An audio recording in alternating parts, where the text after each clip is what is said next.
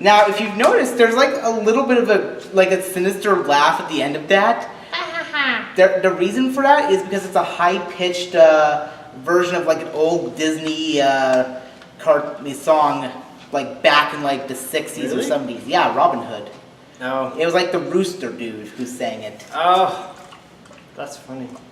Anyways, and unless I've forgotten, this last game of the night. Night of the Hamsters! Is it Night of the Hamsters or the Killer Hamsters? I don't remember. Night of the Hamsters. Okay. I thought it was a Castlevania game for a second. Yeah, it really looked like a Castlevania game, but it's really Castlevania versus Killer Gremlin Hamsters. It's more like Ghosts and Goblins, but more like it's not... The main character looks like he's a knight, so it looks like they tried to style him off of Ghouls and Ghosts or whatever. Ghosts and Goblins Yeah, the sequel. Original, I don't know, I get them mixed up.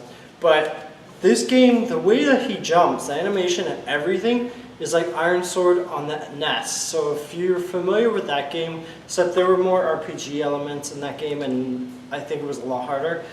I think if we tried to play harder, I think we would have gotten a lot further in this game. But yeah, I thought it was fun. I really enjoyed the music. The graphics were okay, but I find it was more fun just, taking out the killer hamsters. The gameplay is like addictive. Like, yeah. I couldn't put it down, and it was like only until Jim said, "Hey, can I have a controller?" And I'm like, "Okay."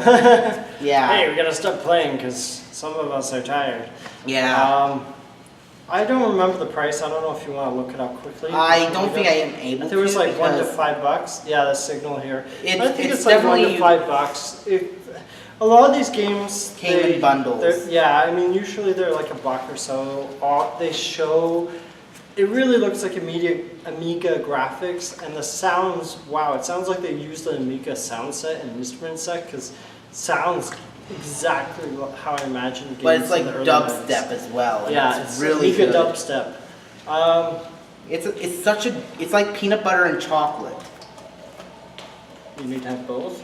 No, it's like it's two unlikely things combined together to make something whole. Yeah, again for $1, this game's a lot of fun. I don't know if the fun stays, but it looks like there were different like areas, and it looked like there were unlimited lives. Yeah. It's more like you play it until you die, and then they tally up your score. Yeah, and depending on how well you did, you get stars based on. So it's like conquering like an area in the game. Yeah, the main criticism is, it gets a bit chaotic, but I think that's kind of the appeal. The nature of it, yeah. Yeah, I think and some people will love that chaotic nature. This is like the original Mario Brothers and meets. Yes, exactly. Like Ghouls and Ghosts. Yes. Now, but on one plane, like Mario Brothers. Yeah, but you also have to defend the carrots from the hamsters eating them. And then there's like this really? I didn't know something. Yeah, and then at one point, when it becomes night, you have to survive the killer hamsters that are like demonically zombified. They're really hard. Like, I was trying to Rambo or run through them to get away from them, and that was a bad idea. I died super fast. And I think you have to be cheap and like take pot shots or something and find out the strategy. And to contrast with me, I basically played strategically. I picked my battles. I picked off them like a serial. Well, I got pretty far. Like I saw enemies like that big white rabbit and the metal rabbit, and so yeah, I got really far. But I screwed up. They look like, I don't know, those characters look like rabbits, but yeah. Sometimes they look like rabbits to me. For some reason, I'm thinking of Hamtaro when I see those characters. I did at first, like in the intro, and then later I thought they were all like rabbits. Yeah, rabbits. So I recommend this game if you don't mind like sort of the retro music. Retro dubstep. Not everyone likes sort of like the Amiga look, and it's got like a pastel look, I think. Yeah. Like shaded in. It's kind of like Mario All-Stars, probably the best example. It's like more like a pixely Castle Crashers. Yeah. Yeah. The Yeah. levels I think are shorter. I don't know. I personally Super short. recommend this game. I recommend it too. It is kind of repetitive, but it's a fun repetitive, like swarming by hamsters. So. Surviving the waves of hamsters. Yeah. Main criticism is I'm wondering if like does it just pick up in intensity, or is it just like more waves, or like how it gets complicated? Because it seemed to get pretty intense pretty fast already. So. Yeah. So who knows what the later levels will be?